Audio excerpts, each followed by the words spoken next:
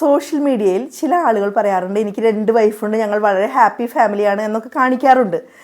എനിക്ക് തോന്നുന്നൊരു ഡൗട്ടേ, ഇവരുടെ വൈഫ് വേറൊരാൾ വിവാഹം കഴിച്ച് കൊണ്ടുവരികയാണെങ്കിൽ ഇവർ ഇത്ര സന്തോഷമാണ് എന്ന് പറയുമോ എന്നുള്ളതാണ്.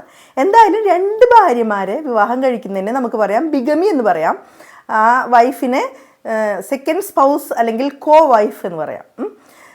നമ്മൾ സാധാരണഗതിയിൽ ഏകഭാര്യാത്വമാണ് ഇവിടെ ഉള്ളത്, അത് മൊണോഗമി. ബഹുഭാര്യാത്വത്തിന് പൊളിഗമി എന്ന് പറയാം. പിന്നെ ചില രഹസ്യബന്ധങ്ങളുണ്ട്. പഴയ കാലത്ത് അത് വളരെ കൂടുതലായിരുന്നു. അതിന് പറയും വെപ്പാട്ടി എന്ന് പറയും, അല്ലെങ്കിൽ ജാരൻ. മെയിലായാലും ഫീമെയിലായാലും നമ്മൾ പറയുന്നത് കോൺക്യുബൈൻ എന്നാണ്. ആ ഒരു സിസ്റ്റത്തിനെ കോൺക്യുബിനേജ് എന്ന് പറയും.